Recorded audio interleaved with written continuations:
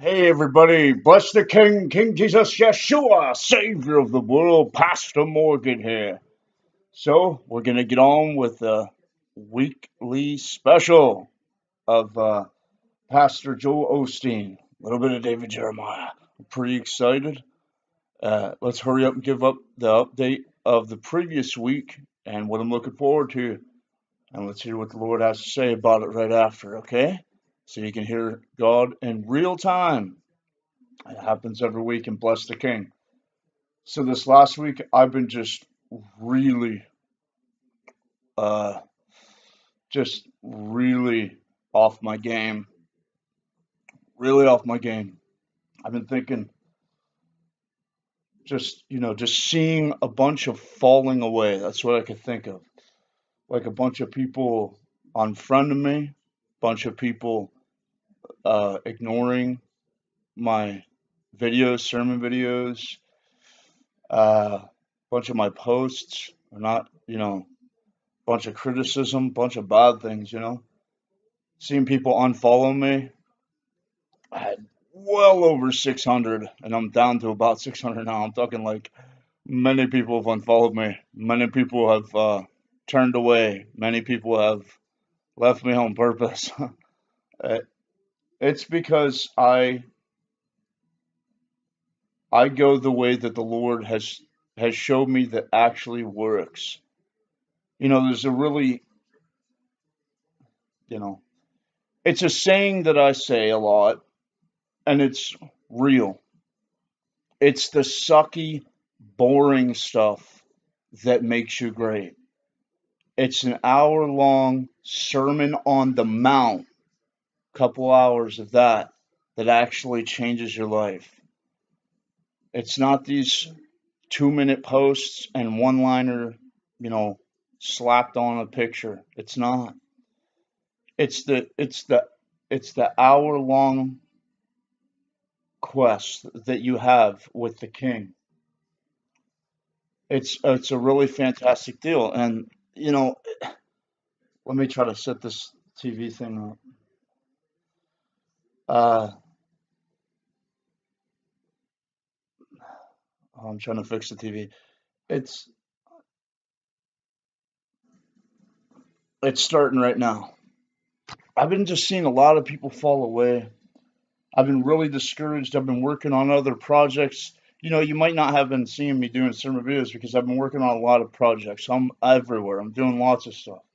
And I'm really stretched thin. I mean, I'm really stretched thin. I'm going as hard as I can. It just seems like everybody's falling away. Uh, I love you guys. I hope you come back, man. I hope people start hearing what's going on here with the Lord. I mean, great and amazing things are about to happen.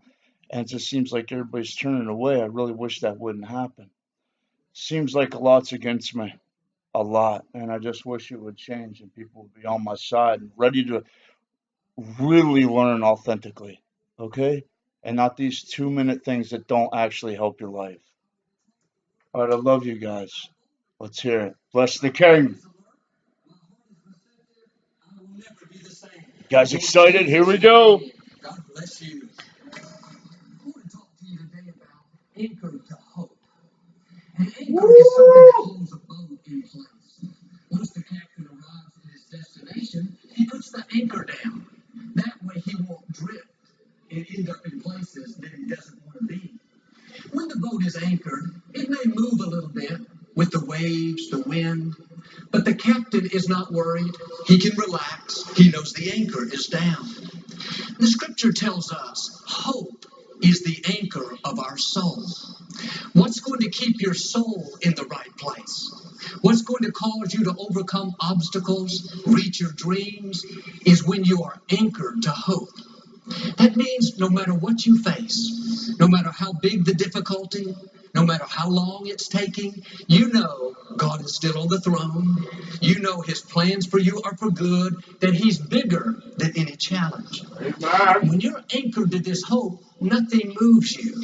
The winds, the waves, the storms may come. You're not worried. You have your anchor down.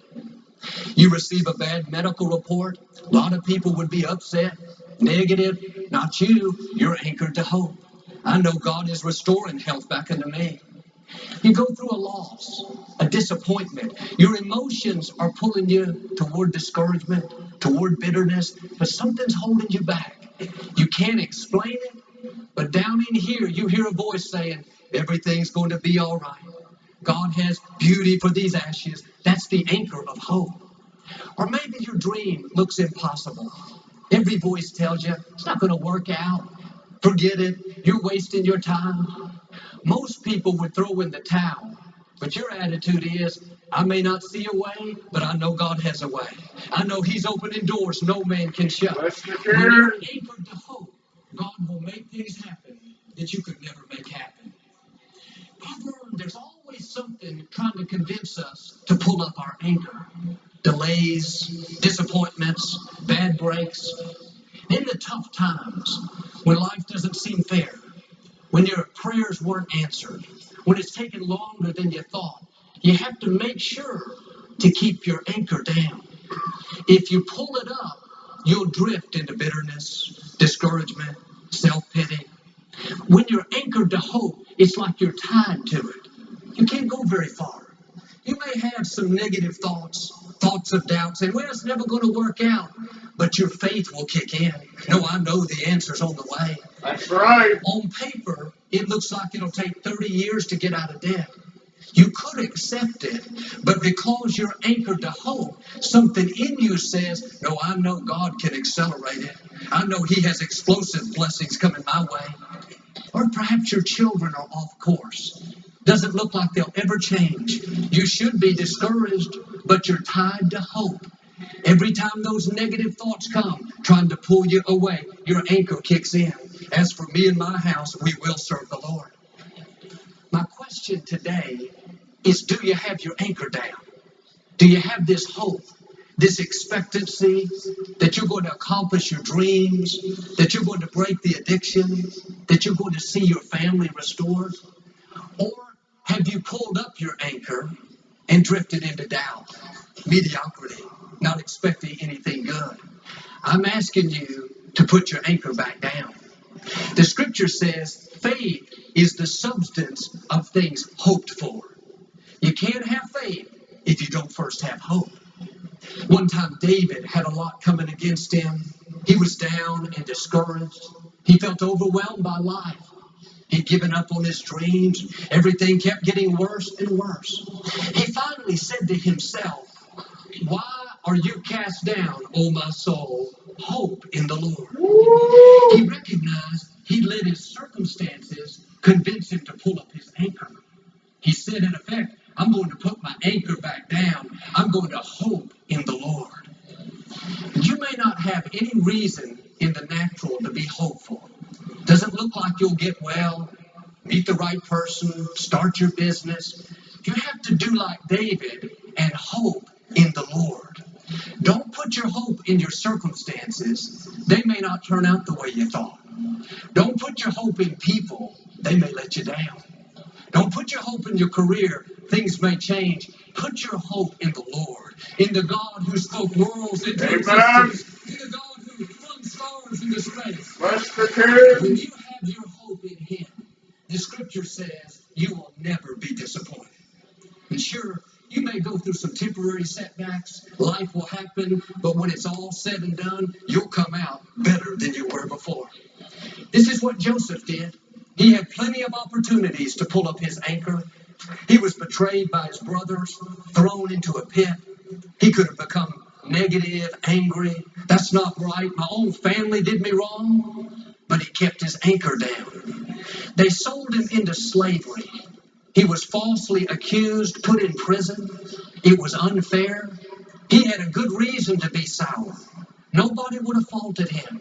But through all the trouble, through all the things that didn't make sense, he didn't pull up his anchor.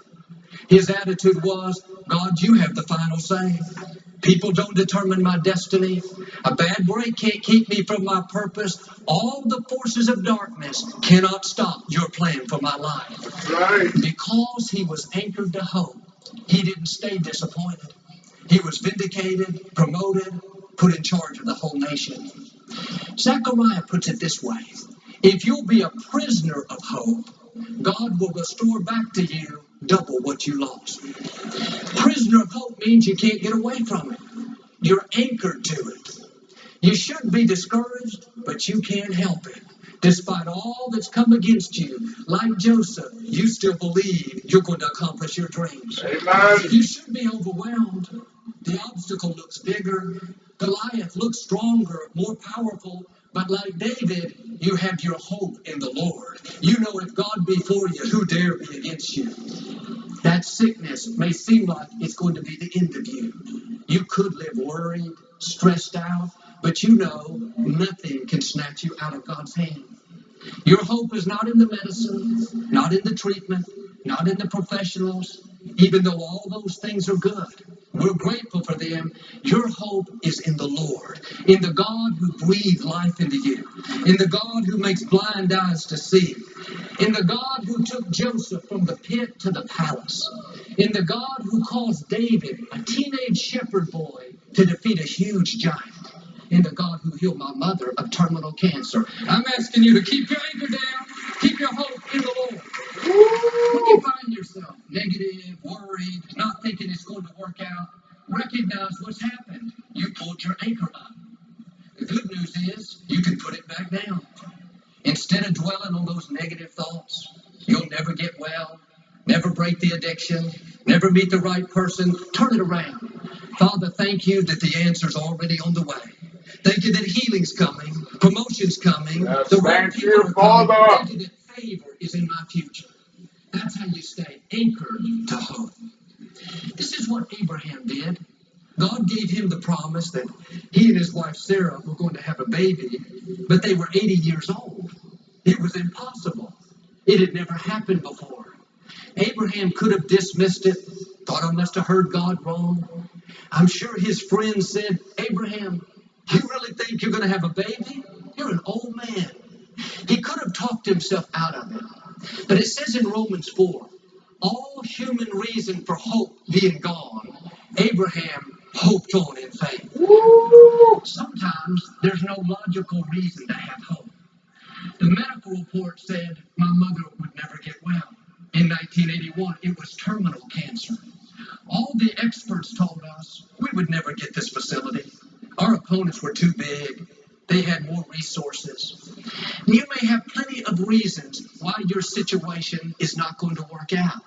But you have to do like Abraham, against all hope, hope on in faith. Keep your anchor down. Don't talk yourself out of it. Yes. God is not limited by the natural. He is a supernatural God. Amen. At nearly 100 years of age, Sarah gave birth to a baby.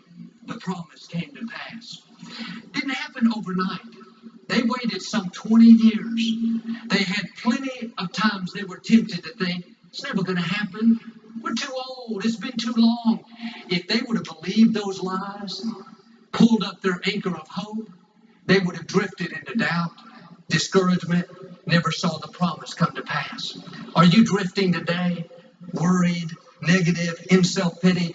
Why don't you put your anchor back down? Why don't you get your hopes back up? Just because the promise hasn't happened yet doesn't mean it's not going to happen. You may have had some bad breaks like Joseph. That doesn't mean you're not going to fulfill your purpose. God wouldn't have allowed it if he wasn't going to use it for your good. Shake off the discouragement, the self-pity. What God started in your life, he's still going to bring to pass. I know a young lady that I grew up with here at Lakewood. When she and her husband got married, they really wanted to have a baby so badly, and they tried, went through all the fertility treatments with no success. Year after year went by. At that time, she was the head of our children's department. When my dad went to be with the Lord and I stepped up to pastor the church, she had already been believing to have this baby for over 20 years. One day we were in this meeting. She made the statement, I have a good assistant trained because when I have my baby, I'm going to be out for a little while. I thought I had missed something, that she was pregnant and nobody told me. After the meeting, I asked my sister Lisa, is she going to have a baby? Lisa kind of laughed and said, no, she's just believing to have it. She talked like the baby was on the way. She didn't say if I have it, she said when I have it. What was that? She was anchored to hope. I thought to myself when Lisa told me that, being the great man of faith that I am, you've been believing to have this baby for over 20 years. Time to let it go. Move on. Maybe God wants to do it another way. Don't let other people talk you out of what God put in your heart. Don't let someone convince you, even if it's your pastor, to pull up your anchor. God didn't put the promise in them, He put the promise in you. That's why you can have faith when they think it's far out. That's why you can believe for it when to them it seems totally impossible. This young lady kept her anchor down. Like Abraham, against all hope, she hoped on in faith. 29 years later, she went to the doctor for a checkup. He said, congratulations, you're pregnant. Not with one baby, you're pregnant with twins. That's what Zechariah said. If you'll stay anchored to hope, God will restore back to you double what you lost. What you've been believing for may be taking a long time, but what God started, He's going to finish. God doesn't abort dreams. Keep your anchor down. When I was a young boy, our family used to go to Galveston a lot. I couldn't wait to get in the water and play in the waves. We would find a place near on the beach for our shoes and our towels and put them up on the sand. Then we'd take off and start having fun in the water. In a couple of hours, when we were ready to take a break, we would look up and realize we were way down the beach from where we started. Our towels were a couple hundred yards away. We didn't know it, but that whole time we had been slowly drifting. The scripture describes hope as the anchor of our souls. It wouldn't use the word anchor unless there was a possibility of drifting. And this is what happens in life. If you don't keep your anchor down, if you don't stay filled with hope, little by little, you'll start drifting. Getting a little negative, worried, discouraged. I'm never going to have the baby, Joel. It's been too long. I'll never break this addiction. I'll never overcome this challenge. The problem is you don't have your anchor down. When you're anchored to hope, you may have negative circumstances, but you're not worried. You know God is fighting your battles. You may not see how your dream can come to pass, but you don't give up. You know God is behind the scenes, arranging things in your favor. Amen. Here's what I'm saying. When you're anchored to hope, doesn't mean you won't have difficulties. It means when those difficulties come, you won't drift. Nothing will move you. The storms, the waves, the tides, they may change, but you're consistent. Your hope is in the Lord. And what's interesting is when we were at the beach in the water, it wasn't a big storm that caused us to drift. It wasn't a hurricane, a flood, or tornado. It was the normal movement of the ocean. If you don't keep your anchor down, the normal currents of life will pull you off course. Not a major sickness, a divorce, a layoff, just everyday life. Perhaps you don't realize that you've drifted into doubt. You're not believing for your dreams anymore. You used to be excited about it. It's been a long time. Now you've lost your passion. Have you drifted into self-pity? You had a bad break. Somebody did you wrong. You used to be loving, kind, fun. Now you're more sour, hard to get along with. Maybe you've drifted into worry. You used to believe that God was in control, that He's taking care of you. But you pulled up your anchor. You're living stressed out.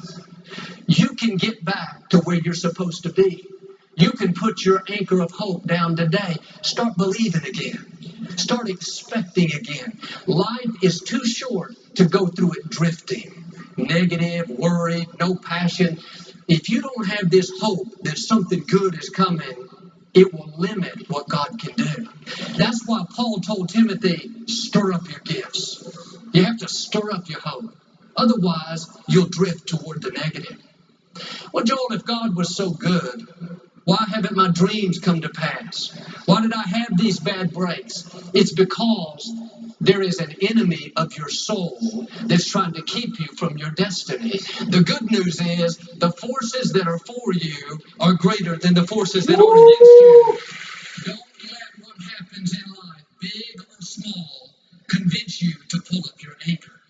If you'll keep your hope in the Lord, all the forces of darkness cannot hold you back. Amen. This is not about just being positive, being hopeful. This is about keeping your soul anchored to the right thing. Because I've learned if you don't stay anchored to hope, over time, you'll become anchored to something else. You can become anchored to discouragement, where that's your default setting. You wake up in the morning discouraged. You see everything through a tainted perspective. Everything is sour. It's because you're anchored to the wrong thing. I know people who are anchored to bitterness. They're so focused on the bad breaks, on who hurt them. Now that bitterness is poisoning their life. And you may have a good reason to feel that way. I'm simply saying staying anchored to those things will keep you from your destiny. It will cause you to miss your purpose. It's time to cut those anchors and come over into hope. God did not breathe his life into you, crown you with favor, give you a royal robe, so you could go around anchored to bitterness, anchored to doubt, anchored to worry. He created you to be anchored to hope, to go out each day expecting his goodness, knowing that the days ahead are greater than the days we leave. And when you face difficulties, and we all do, keep the right perspective. If David would have looked at Goliath and thought, oh man, I'll never defeat him. He's twice my size. I don't have a chance. If he would have pulled up his anchor of hope, we wouldn't be talking about him today. Goliath wasn't sent to defeat David. He was sent to promote David.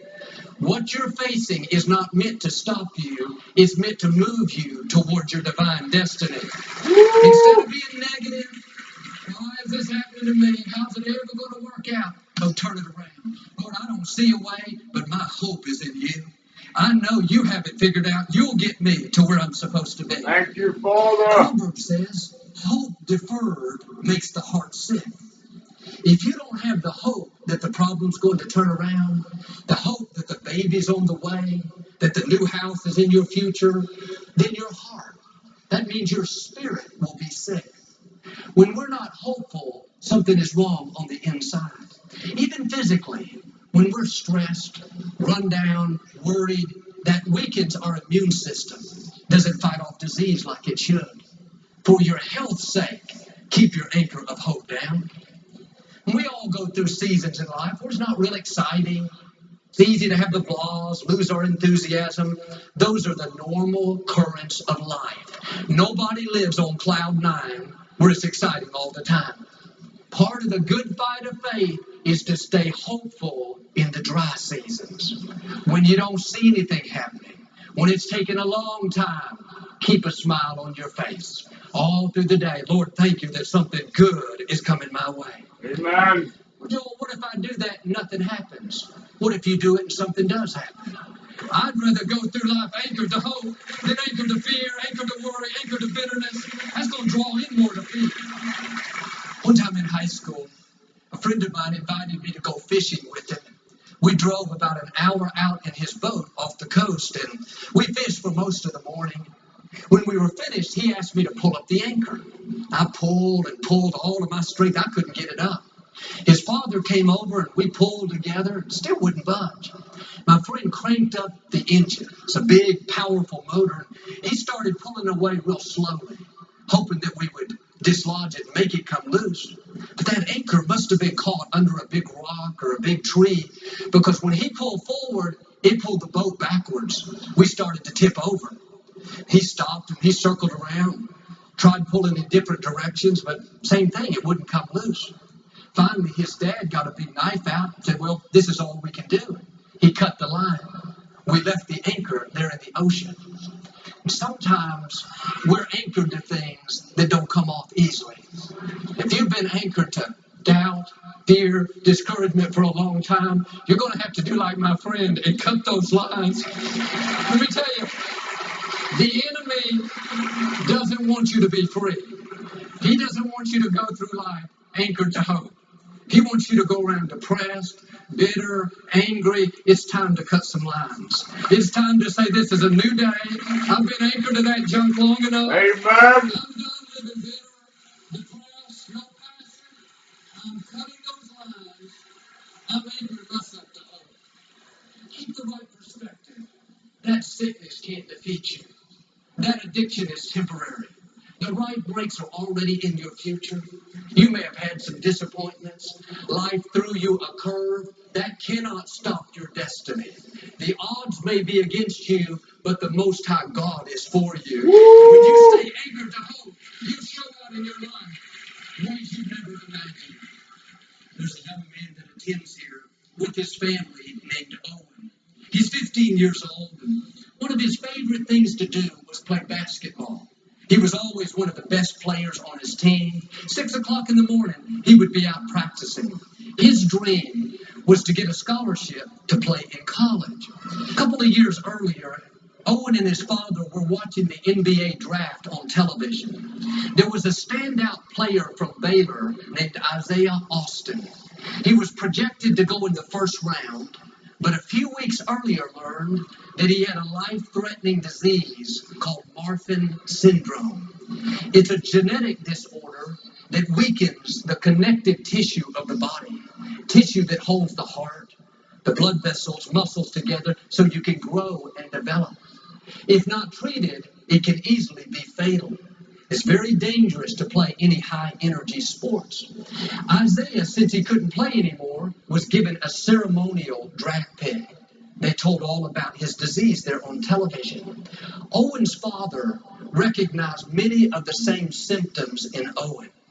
He took him to the doctor the next day, and Owen was diagnosed with Marfan syndrome, told he could never play basketball again. His body couldn't support it. Owen could have pulled up his anchor of hope, been angry, bitter, God, why did this happen to me?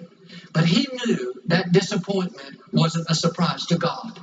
His father said, when he heard the news, he cried for about 30 seconds. Then he said, Dad, I'm only 13. I can still become a coach, a referee, or maybe even work for the NBA. Owen had a desire to help other people who had Marfan syndrome. He started holding fundraisers. This last February, he raised over $140,000. He needs to come work for us. Owen says, you can make it your excuse or you can make it your purpose. Recently, Owen had to have open heart surgery, a very serious procedure to correct the valves in his heart. They were much too large. If they continued growing like a balloon, they would burst and cause instant death. One of the best surgeons in the world for Marfan syndrome, right here in Houston, operated on him. 24 hours after the operation, he was out of the intensive care. 1 week later, he was out of the hospital. 4 weeks later, he was back at Lakewood. That was last week, and today Owen and his family are right here with us on the phone. I'm letting you know, babe. What am I saying? A bad break can't stop you. A disappointment, a divorce, a sickness. When life throws you a curve, don't you dare pull up your anchor. Do like Owen and keep hoping on in faith. God has you in the palm of his hand. If you get hit for your harm, God's going to turn it for your good. Have you drifted into doubt, discouragement, worry, self-pity? I'm asking you to put your anchor of hope back down today. If you'll do this, I believe and declare what is now your test will soon become your testimony. Like Owen, you will rise above every challenge, accomplish every dream, and become everything you were created to be. In Jesus' name. If you receive it, can you say amen to that? Amen. I'd like to give you an opportunity to make Jesus the Lord of your life. Would you pray with me? Just say, Lord Jesus, I repent of my sins. Come into my heart. I make you my Lord and Savior. Friends, if you prayed that simple prayer, we believe you got born again. Get in a good Bible-based church. Keep God first place. He's going to take you places that you've never dreamed. As a thank you for your support of our ministry this month, Joel and Victoria would like to send you a copy of Joel's new series. Wow. Let me tell you.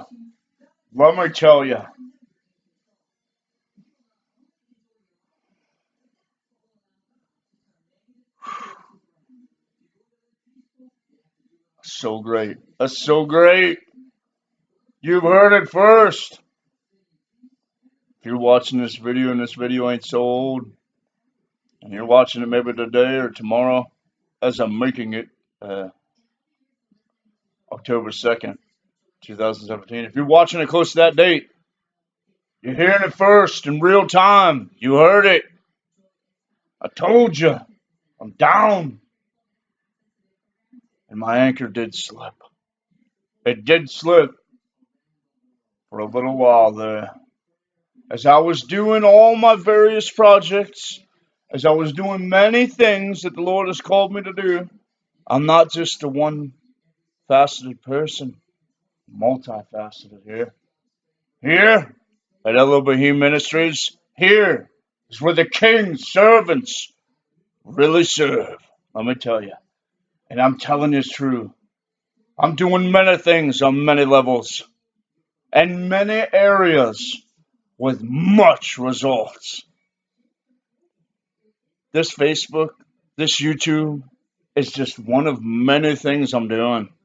Let me tell you, it's really extraordinary. I'm in many different places doing many things, and let me tell you, it's just sad when I come on here sometimes and excuse me, and I see a bunch of people unfollowing me, bunch of people going mental and crazy, and they're saying stuff. It's like, whoa, I need you to understand something magnificent. If you're going through these similar problems, if you're seeing stuff, okay, that seems like it ain't working out, and let me tell you, I'm not saying this as somebody trying to give you inspiration. I'm saying this as somebody who's speaking true and going through it. Because it's been over 6 years I've been doing as I'm doing now. I've been doing a lot more in these last couple of years, but I've been doing the work of the Lord for over 6 years. And guess how much what you would call success or benefits or results, great results that would move me ahead have I actually seen here? I'll tell you, zero. 0%. Not a single thing has inched ahead. Not one. Okay? None of my books, none of my poems, none of my inventions, none of my public speaking, none of my counseling, none of my sermon videos, none of my fun stuff. The fun stuff I do for everybody. Nothing in all the areas that I work has inched ahead at all. Why would I not give up? Many people would say it's over. Just stop. It's not worth it. You're not going nowhere. It's impossible. But there's a fantastic thing that the Lord has taught me. And He keeps saying it to me so I don't forget. And especially here tonight, you heard it first. Keep anchored in hope. And this is a fantastic thing. This is so beautiful and amazing. Doesn't matter how many there are. That's the thing. It's actually a benefit. The more people with big voices that say it's impossible, that say you're crazy, it's never going to work, the more people that say that builds a bigger audience of viewers, not only here on Facebook, not only on YouTube, but in your personal life, and everyone around that has heard of you has heard of the impossibility of the things that you're doing. It's impossible. It's never going to work. This guy's crazy. He's nuts. He's out there, man. It's impossible. The more people that say that with the louder voices, first let me give you the true piece, okay? And then I'm going to tell you why their voices are important. Important. Listen. It's a fantastic thing, bless the King. Listen, I just need for you to do this. You've been hearing those voices. If you've been going through the same thing, listen to me. You've been hearing those voices loud and bold and in your face, and they're not going away. And the more you go, the louder they get. You ever notice that? the new thing you step out to do, the new step in the process of what you're doing to reach your destiny, to reach the goal, the thing that God has set you out to do, the high goal. The end result of all that you are doing, every time you take a step ahead, the voices get louder and more voices add to that chorus. You need to understand something.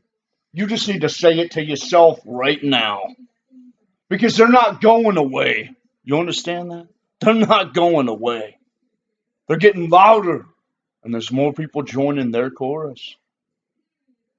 It don't matter who hears you, whether you do good or bad, they're going to say something. And they're going to ostracize and they're going to say what they say. And they say, usually, almost always the same exact thing. Stop. It's never going to happen. It's impossible. So what you need to do, because if you're like, okay, yeah, man, I got it. Yeah, that's great. Just leave me be. They're still going to say stuff about you.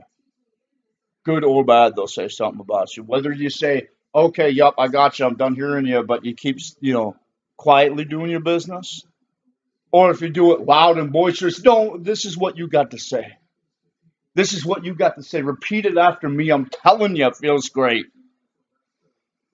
You need to say it out loud where these other voices hear you. And all of the witnesses that they have built up around you in your life and in public. You need to say this out loud. So not only do the mockers hear you and the tormentors hear you, but everyone that they've opened their eyes towards you hears you as well. Say this. Your voice does not matter. What you say has no power. The King has already spoken. It shall be so.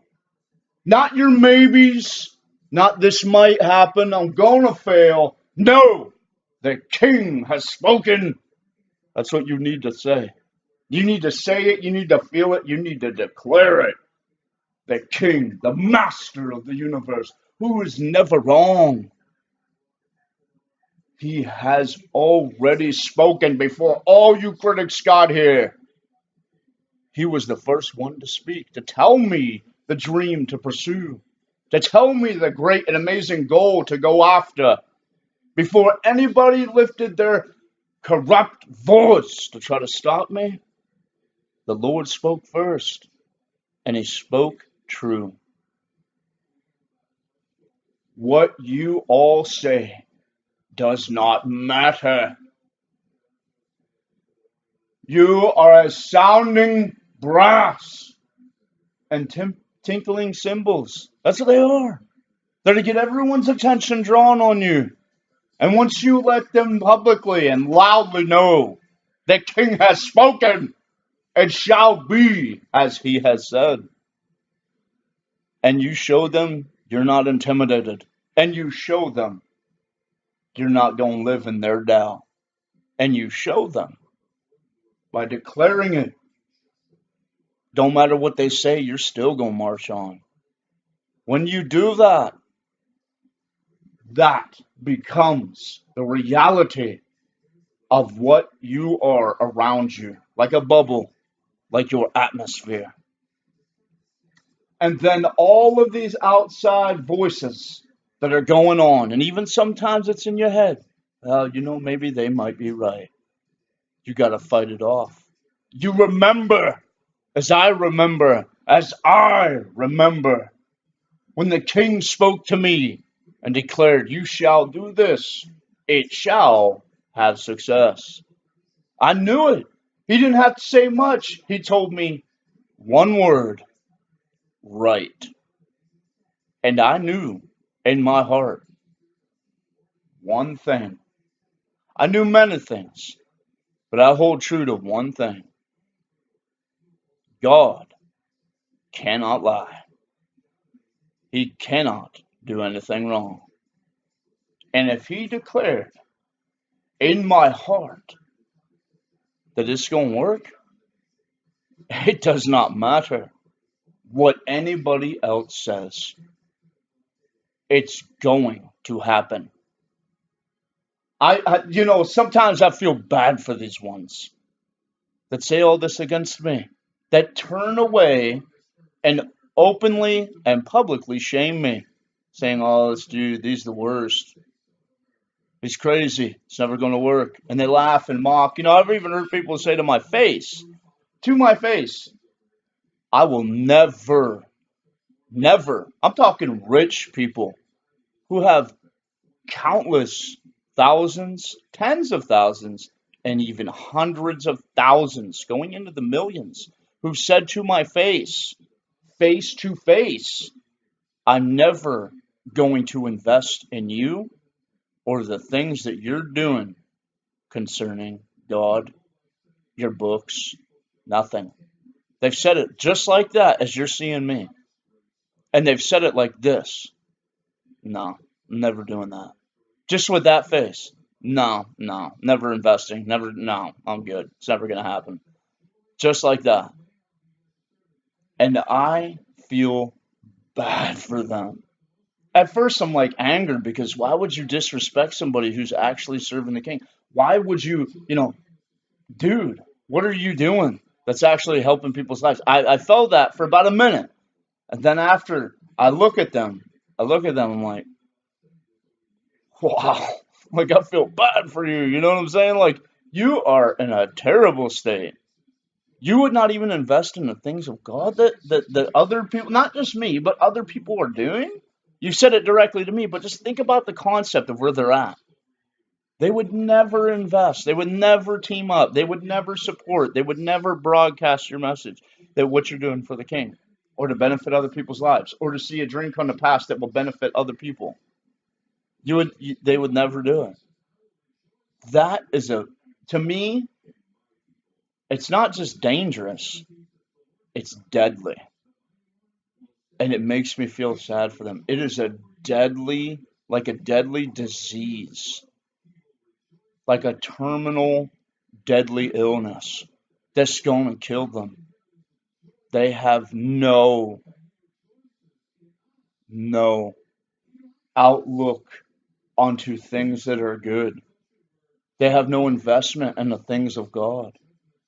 They have no belief, hope, or faith towards the things of God or champions. That's a sad part. They don't even know what the ideology and the story of a champion is. You think every single champion started like way up here, like, "Oh, I'm a champion." No, they didn't. They started at rock bottom with nothing. And they persevered beyond what any other person even would dream to encounter. And they persevered by their faith, by their hope, by their determination that God is with me. He cannot lie. That's a champion. That's one who is destined and guaranteed by God to succeed. And they are in danger, mortal danger, because they have denied all these things for logical reasoning when the Lord does not work by that. A lot of people are going to go nuts at what I'm about to say, but he doesn't work by logical human reasoning. He really doesn't. You need to listen. He told Joseph, "One day you are going to be master and ruler of all your brothers." Joseph came out and told his brothers that. They plotted to kill him. Does that sound like a champion? Who spoke first there? God spoke first in a dream to him. And as soon as he made it openly known, many attacked him, even driving him into a pit, even driving him into slavery, even driving him into prison. Lock the door, throw away the key. It's over for this one. We've shut him down. We've shut him up. And that's where they left them.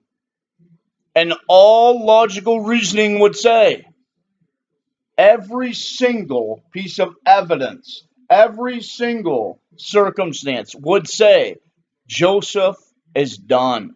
It's over.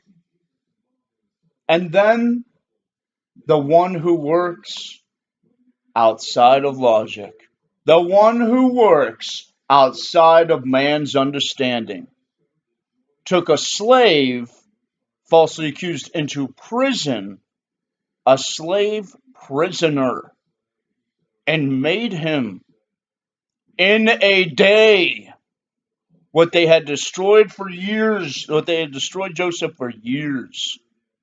And in a day, a single day, he went from being in the pit, in the prison, as a prisoner and slave, to being second in command of the entire nation, and at that time, the greatest nation, most powerful nation in the world. That's like being, I'm not racist, but listen, that's like being a slave, from the 1700s or something, a black person slave, who's in prison and then becoming vice president this in one day. Imagine that. You would have never seen it. God doesn't work by your circumstances and tangible logics. He doesn't. It'll never happen.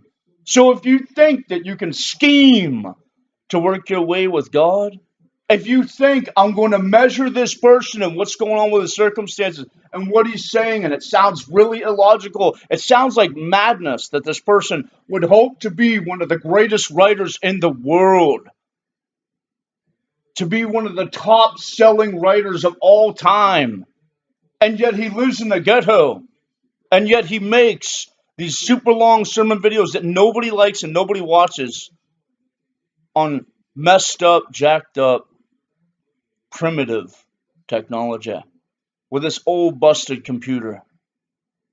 It's impossible. He has no clout. He has no funding. He has no financiers. He has no honor anywhere he goes. He has nobody in a high place standing and saying, wow, that is a champion. I've seen it. Wow, it's fantastic. He's going to take the world by storm. No, he doesn't have none of that. It's illogical. It sounds like madness. It really does. And let me tell you, if you've ever listened to me for a while, you know I'm not stupid. You know I'm a highly intelligent person. A highly intelligent person doesn't get to, a stupid person doesn't get to be hailed as one of the greatest poetic artists in the entire world for 2016. It don't happen for dumb people. It just doesn't. So you know I'm intelligent. You've heard me speak sometime in the past. And you know this dude knows what to talk about. He's knowledgeable. He's educated. He's smart. You could call me an intellectual, but I like to talk with a common way of speaking, colloquialisms, and my manner of speaking so that I can reach the common man. I don't even speak like this, guys. I really don't. The way I'm like, yeah, get to it. The way you are, you got to be bold. I don't even talk like that. I really do talk like a highly intelligent person. I don't even speak like that at all. This is my actual voice right here. And I don't ever talk like you got to get to it like I usually do. How you hear me in sermon videos, that's not even how I speak in regular life. I'm actually a highly intelligent person. I choose to use that method to draw in more people who are common. Because I am common, even though I am extraordinary in many different situations and settings.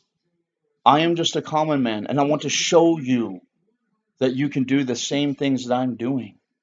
You can. Everybody can do what I'm doing. It might not be so glamorous at this minute, but if you're paying attention, and you pay attention long enough, you will see me by the hand of God. You need to understand that.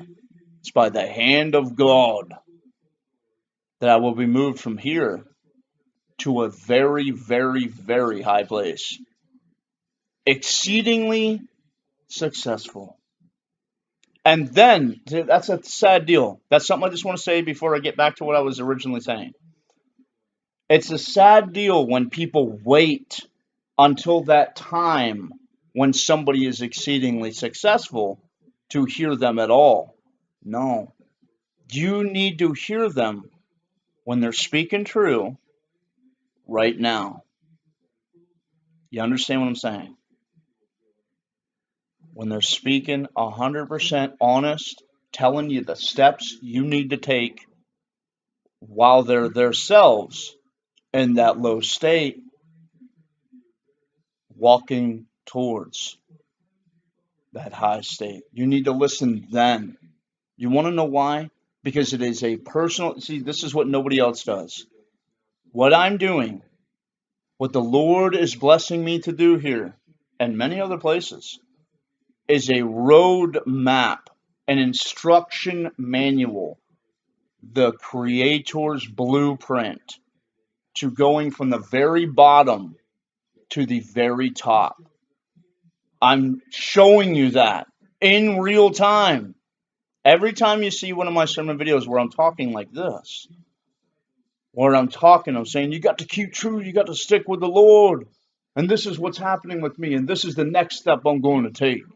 And this is a new piece of evidence I have that shows that my talents are far exceeding others.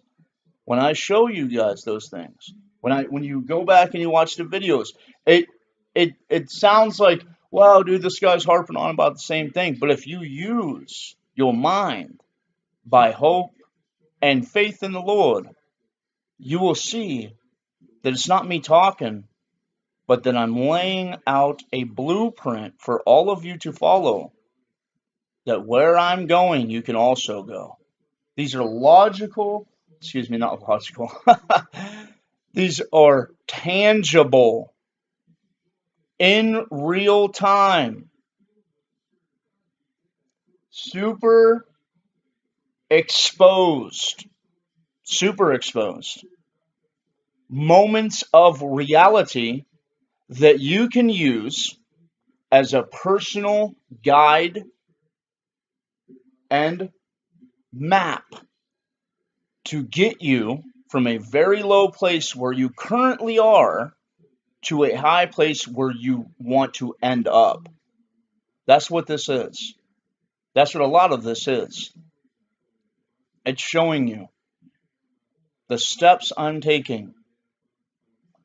And over time, I'm going to get more in depth, more in detail. But everything I do, I make it publicly known. And every time I take another step, I tell you guys exactly what I'm going to do, how I'm going to do it, and what results it's going to produce. When I say I am writing a masterpiece, you need to understand that I am using a common pen, a legal pad, and a dictionary, and a Holy Bible. And that's it.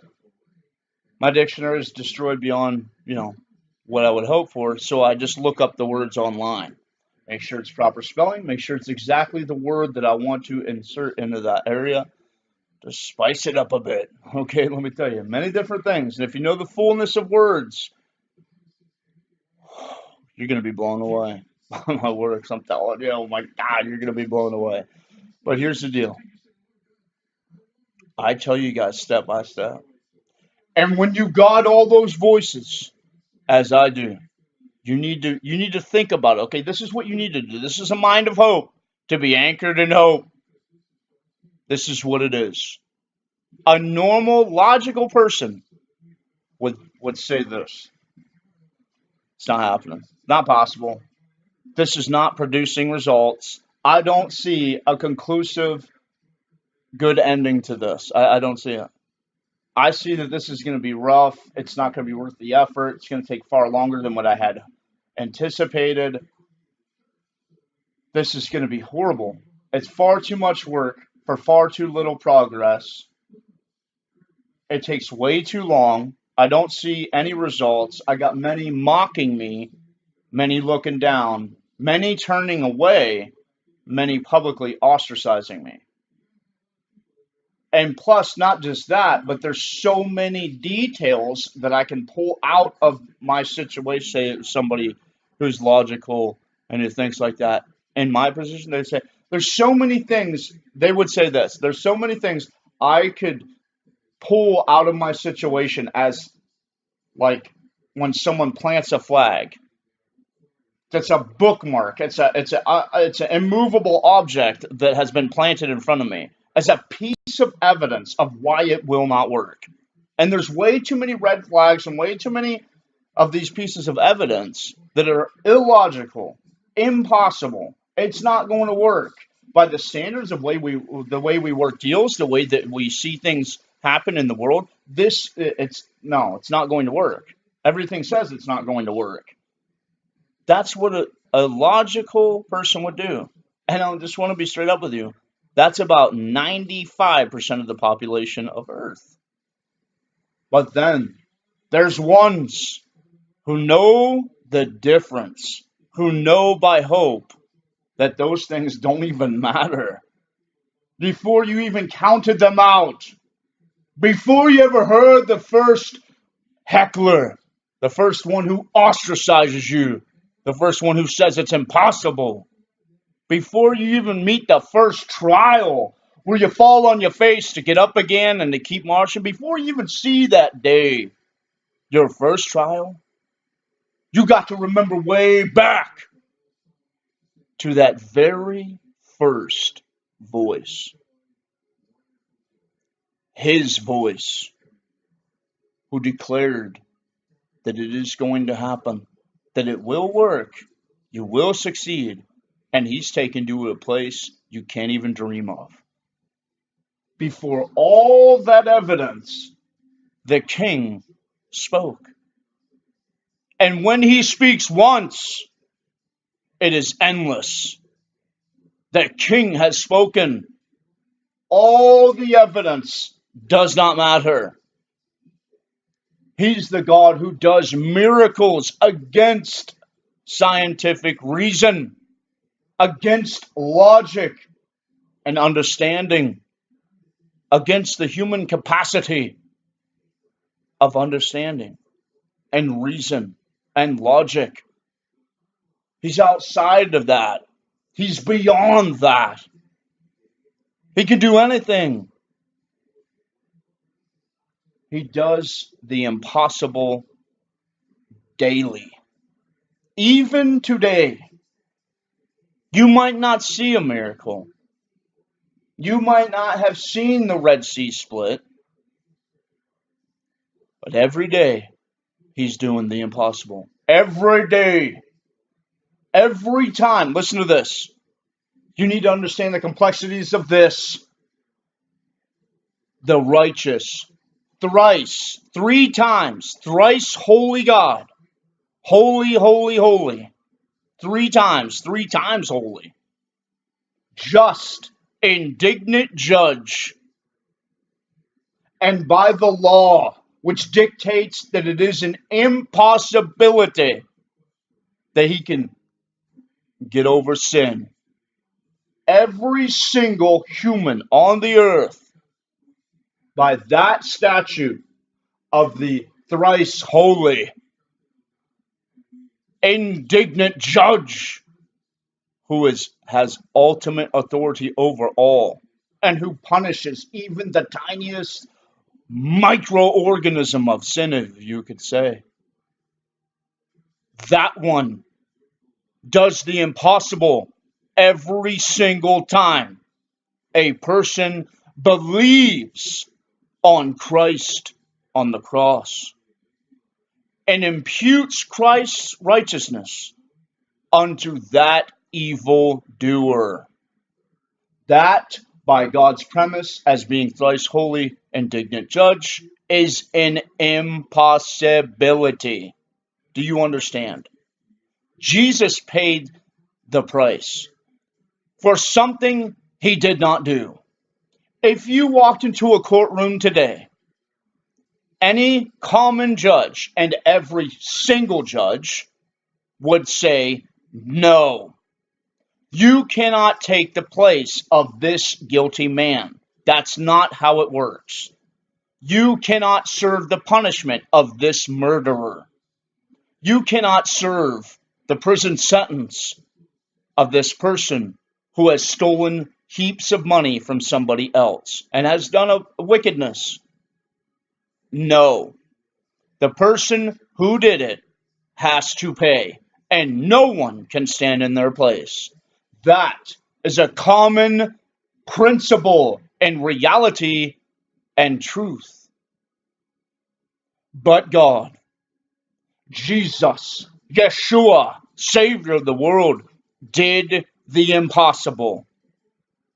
He stood in that place for us, and there is the miracle right there before your eyes. Have you heard it? Have you seen it? The impossible things that God does every day. Every time a believer, every time an infidel, an unbeliever, turns to Christ, you are witnessing a miracle, an impossible thing that should not be able to happen. That in itself should be all the evidence you need that whatever you're facing as a blood-bought, born-again, serving Christian, it should not matter to you. That one piece of evidence that you are saved, and that voice you heard from the beginning, no matter what evidence is splayed out before you, and no matter how many voices tell you against it, what you're doing for the King, all you need is, I've seen the miracle of me being saved, and the King lovingly whispered into my heart exactly what I am to do, and I know he cannot be wrong. That's the only two things you need. And by that, nothing else matters. Their evidence, their big, loud, haunty voices, the many in the chorus of those voices, how loud it gets, how many times they show you it ain't going to work it out, how many times they point out the evidence, no matter how many times they get in your way, no matter how many times they stand in front of you all day long for weeks and months and years, it's never going to happen. Just stop. It's never, you're living in fake imagination land. It don't matter. None of that matters. The King has spoken. And that's the end of it. Nothing any of them say matters. But here's the fantastic deal of why it is a good thing. Why it is a good thing for you, a benefit to you, why they're all doing that. Why they're all going on saying it's impossible. Here's the thing. They, bless the King, you need to listen to this. This is going to help you out so much. All these voices that are pointing out all of these logical evidences that it's not going to work out, that you're crazy, the louder they get and the more of them that they become, a bigger, chorus of these doubters, a bigger chorus of these haters, of these oppressors and tormentors, the more of them there are, the louder they are. They are, I'm going to have to say, possibly your best marketing tool. They really are. They are the best, one of the best tools you got. Because the more they say that, and the louder they say it, and the more that do say it, opens up the eyes to all of these other ones who pay attention to this madman who's doing nonsense. And they're watching, and they're hearing it, and they're looking, and they're listening. And then, the more you do it, the longer you do it, the harder you go, the louder they'll get, and the more they'll become. And then the bigger the audience will be that sees everything that they're saying about you. Even most of the audience will believe what they're saying about you. He's crazy. She's nuts. They're out of their mind. They're doing stupidity that cannot possibly succeed. That's what they'll say. And then you need to know it. And then, in front of them all, the king will speak again. Will he speak audibly so that they can all hear it and all their mouths will be shut? No, he ain't going to speak that way. He only speaks that way for Jesus. Right there when he was being baptized and everything, okay? This is my beloved son, whom I am well pleased. What's he going to do for you, his blood-bought child? He is going to prove, without a shadow of a doubt, tangible. Hear that word. Tangible. Right here, right now, in my hand. Tangible. Evidences that shut their mouths for good. No, not for a little time. Oh, man, it's kind of right. Okay. No. Blow them out of the water. Sew their lips shut. And shut them down for good and forever. He's going to show up. And he's going to make what they said was impossible more than possible.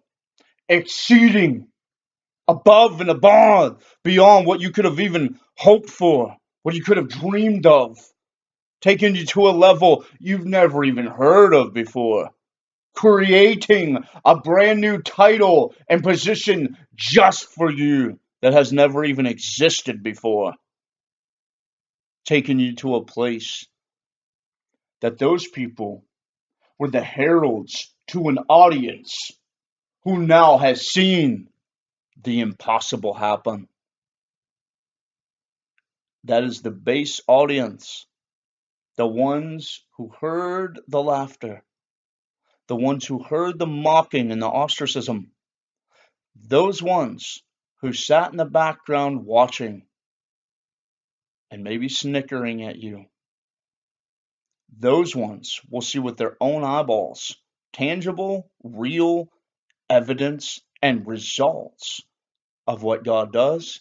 And that audience, which those haters and oppressors and tormentors built up by talking about you so much, they will be your base audience of which propels all of your message.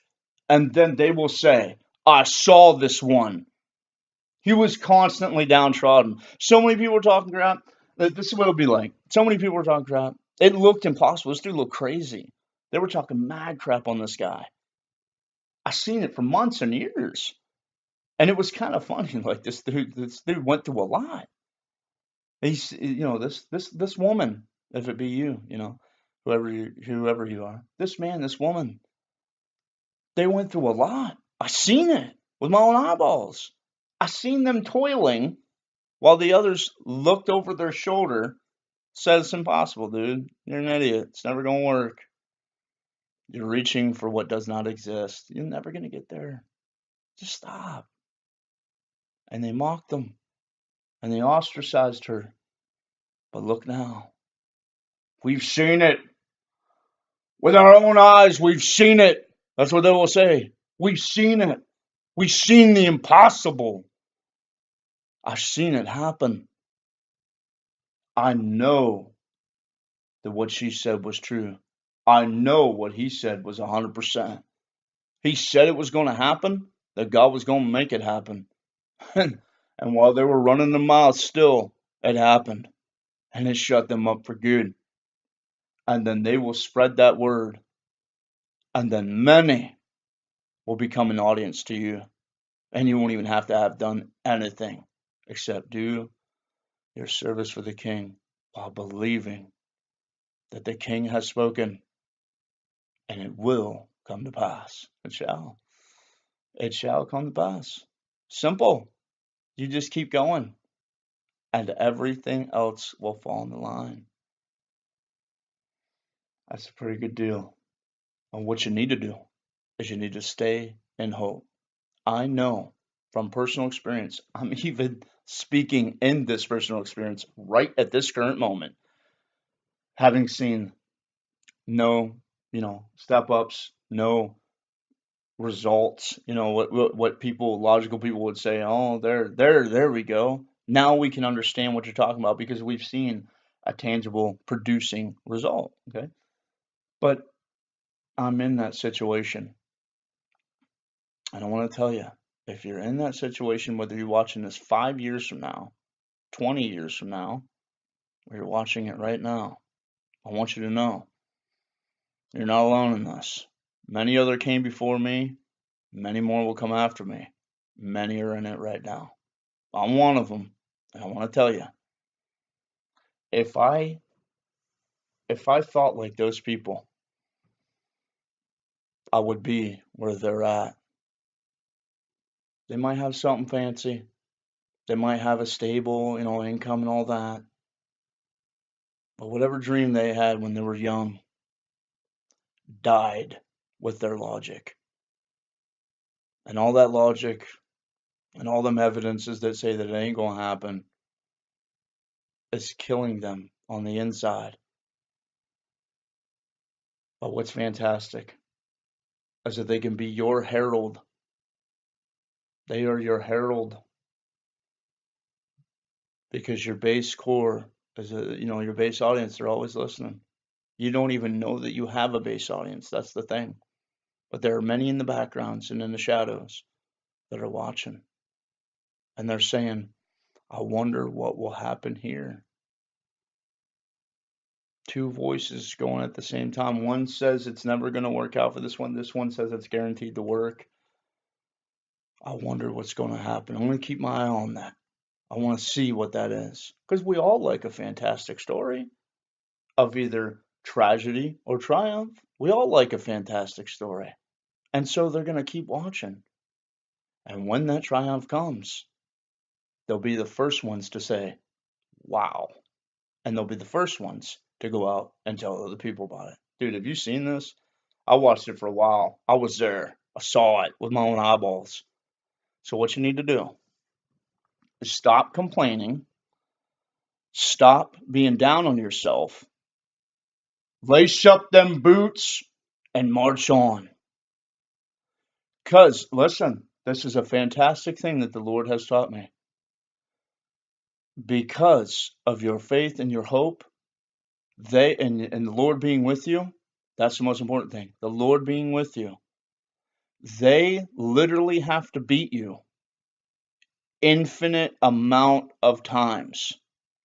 But because God is the ultimate victor, and when he speaks and does a thing, it's finished forever.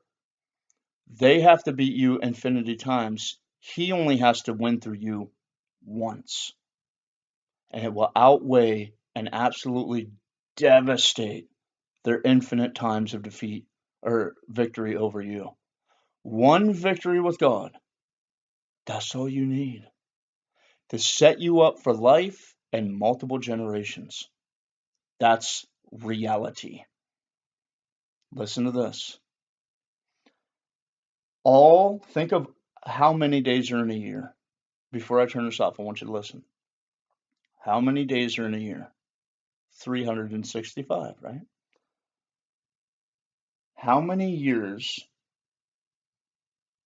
was it when Abraham first got married and desired to have kids and a son at his young age, before he ever set out, before he ever heard from the Lord? He was already married.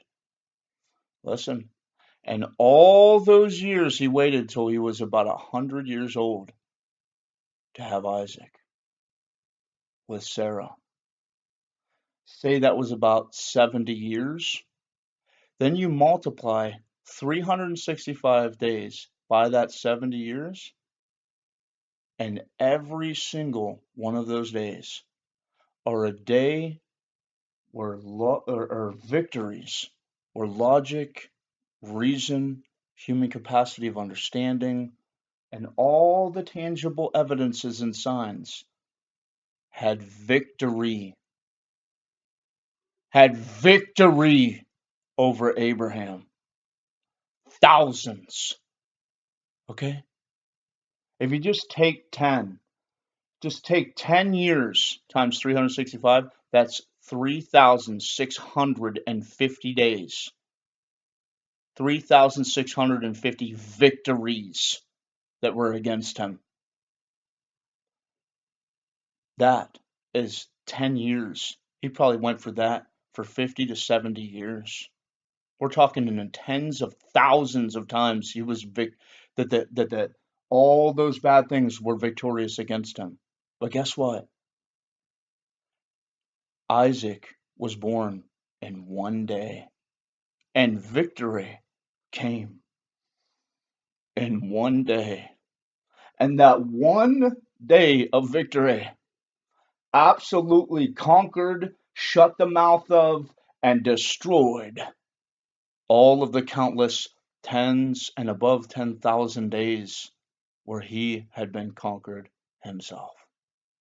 One victory from the Lord will forever destroy, negate, and make obsolete, and not even a comparison, the victories the thousands of victories that were over you, and set you up for unending victory, continuous. Abraham, when he died, Isaac still lived. Do you hear that?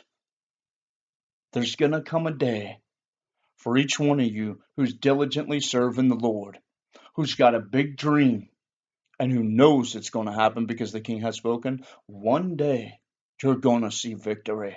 Stick true to the Lord, bless the King, and walk on. Keep marching, keep your hope, and keep doing it the best you can, the way you've always done it. And don't matter how many times you're conquered. One day, here real soon for you, I pray, there's going to be one victory that God's going to bring, and it is going to be endless, unending victory, unending success, and it only takes one time. They can defeat you infinite amount of times, and it can seem tragic, but one victory from God where you have conquered them, endless. They have to do it forever, and they never win. You do it once. Well, the Lord brings it. You understand? The Lord brings it for his purpose and for his glory. But the Lord brings it one time, and it's over. It's over. It's done. And there be none that can even challenge it. It's done. He has decreed it. He has declared it. The King has spoken. It's over. And it's done. And you're victorious, not just for the rest of your life, but for continuing generations after you. After you've already become bones.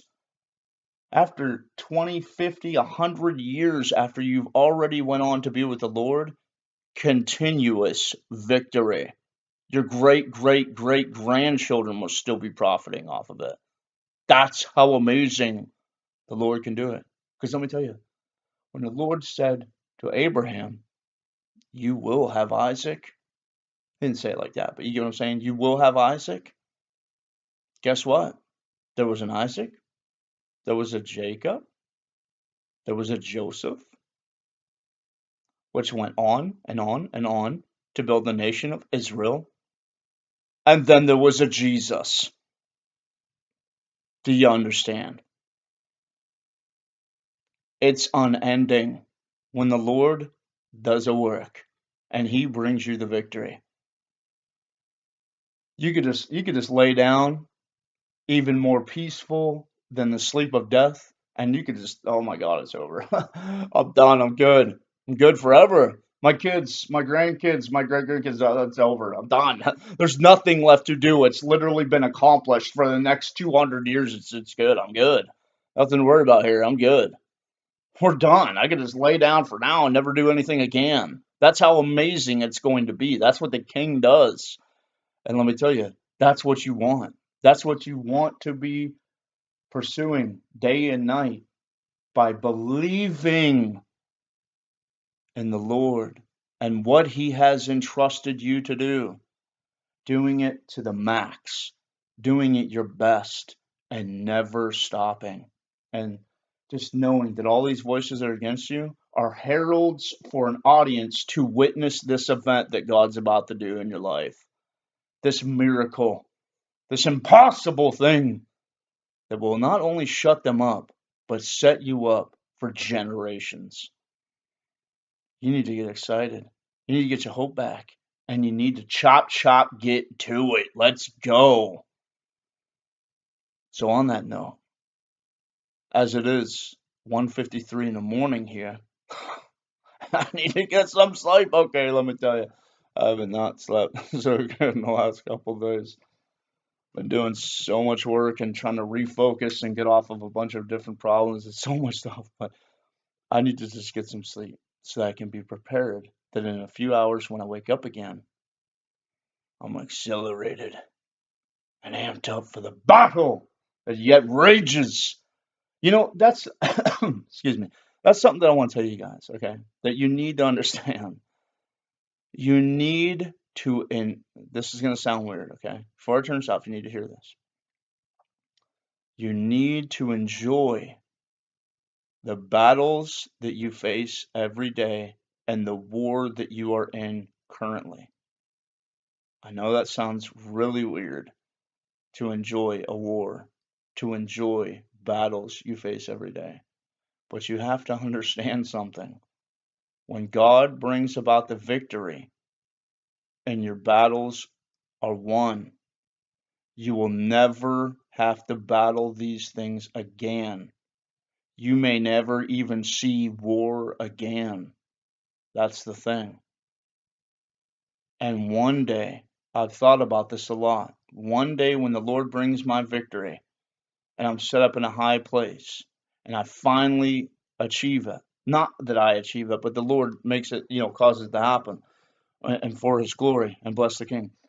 When that day finally comes and I'm 5 years into the victory, I know this of my own self that I will look back and kind of wish that I was there. I'll miss that place. I'll miss that hard time of testing because I just know myself. Like every time I move to a new house, I'm like, man, this house sucks. You know what I mean? Like I hate living in the ghetto. But then I move to a nicer place. I'm always like a year into living there, I'm like, man, I kind of miss where I was just at. You know what I mean? Like I kind of miss the feeling of it. You have nostalgic moments where you're like, when I used to live out in the rundown trailer park, I hated it. I mean, like the house was truly dilapidated, it was falling in on itself. But there was just like something about that place that was beautiful because of all of it was just beautiful and it felt so amazing because it was like one of the hardest tests that I've ever been through. And it was there where I was carved from a coward to a hero, from a nobody into a champion by being in those extreme conditions for so long. And sometimes I miss that battle. Sometimes I miss that war. Sometimes I miss that environment. Just so I could go back one day, just for one day, and see what it was like, remember what it felt like to be under the gun. Not in a stress. Everyone's like, oh, this stress, it's so terrible. But dude, if you're in a problem long enough, your war will seem like your own life. It will seem like your house that you go to sleep on your bed. I sleep in war. I eat in war. I play with my kids in war and battle every day. And if you do this long enough, if you've been in this long enough, over time, when the victory comes by the King, when the Lord brings it, and it's all over, I'm telling you, you're gonna wish you were gonna be here when it felt like you were, in a fight, when it felt like, dude, I'm about to see a victory. The King's about to bring it. I'm doing things that I've never done before. I'm writing and creating. You know what I'm saying? You're gonna miss those days because then it goes from being on the difficulty of your life is set on max. It's set on the hardest level, and most times when you're down struggling to see the dream come to pass. And when you get the victory, your life's set on super easy and everything. You're blessed all the time. You know what I'm saying? You have it all now. You've got the victory. And yeah, it feels great, but after a time, you're like, man, do you remember the days when we were back in that? This is what this is what I've thought to myself, thinking, talking to one of my kids. Do you remember the days when we were at that trailer and I was only halfway done with my book, looking for the dream, how impossible it seemed to all of our circumstance? Those were the days, man. Those were the glory days when we knew war and we faced giants. Those were the days when we knew it. We felt it. We lived it. Nobody can take that from us. Man, and what I would give to just step back in just one of those days for one time. You know. So that's what I'd like to say to you guys. You need to enjoy where you are for a time. It's not going to last, you know. I just gotta say this time of trials and being conquered and daily wars and battles you got to fight all the time and the grand war that you're in, it's not going to last. You are going to see victory. You are going to have unending success and victory. The Lord's guaranteed that to us, okay, through Christ not only, but in certain things that He has whispered into your heart about your own life, you know. And so you need to know that this place that you're at right now ain't so bad. One day you're going to be sitting in a comfortable chair, used to nice food, used to the easy life, and you're going to wish, man, I just wish one person would challenge me. I really wish they would. I wish one punk would come out of nowhere and sound it out to everybody that he's a greater writer than me. I wish that I had a challenge, that I could sit down in a hard place when people are starting to look, starting to laugh, starting to mock, like, maybe he's not so great. And I just bang out a brand new poem. And the very first line of that poem decimates his entire poem. One stanza annihilates his entire poem. I wish I had that kind of challenge. Well, guess what, my friend? You're living in that challenge today. This is a war. Yeah, it's hard. Yeah, it sucks. Yeah, it's long. Yeah, you're hoping for the victory. But don't forget, once you have the victory, it's pretty much guaranteed. Most likely, you will never see these days of war again. You will never have your mettle tested. You'll never see combat again.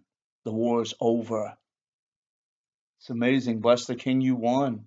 Bless the King you have victory.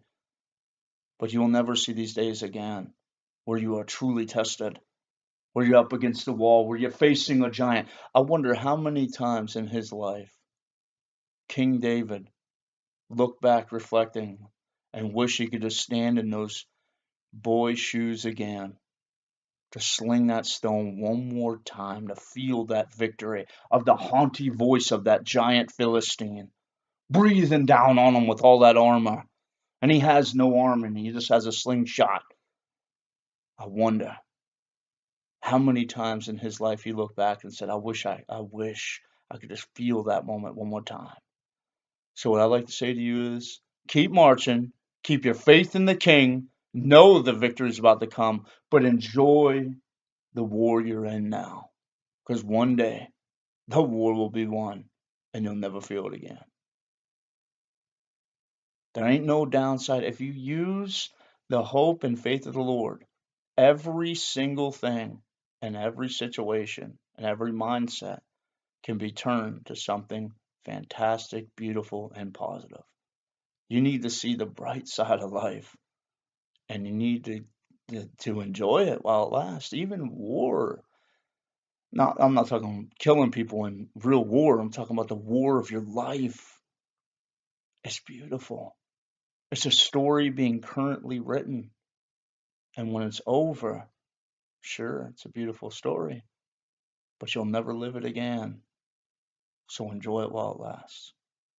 Okay? You understand? I hope you do. Fantastic. Fantastic. And I can't wait to get up, man. I can't wait to get up. Just put 150%. Just show the enemy I still have a bite. Show him, dude, you're in a fight for real. You mess with the wrong one today. What you say, it sounds loud, it sounds intimidating, but guess what? That king has spoken, and I will have victory. I'm going to trounce all over you. I can't wait till the Lord makes you a pile of dust underneath my feet. That's what I'm waking up to tomorrow. I hope the same for you. I really do. Man, you gotta get excited and be putting these enemies to the. No, I'm telling you, you gotta get to it. You gotta get so motivated that you motivate yourself and other people when everything's against you. Okay, when there ain't no motivation, motivate yourself and bless the King. I do it. The King has made me unique somehow to where I do it all the time. I love it. Let me tell you. Okay. So on that note, our Lord Father, Yahweh, our Lord Brother, Christ Jesus, our Lord Brother and dwelling Holy Spirit within us, our Lord Family, our Lord God. He infinitely loves all of you, and I love you as well. If you're learning, growing, or feeding here, tithe and offer here. Have an amazing day from here tonight. Have an amazing day or night. Stay true to the Lord and bless the King. Love you guys.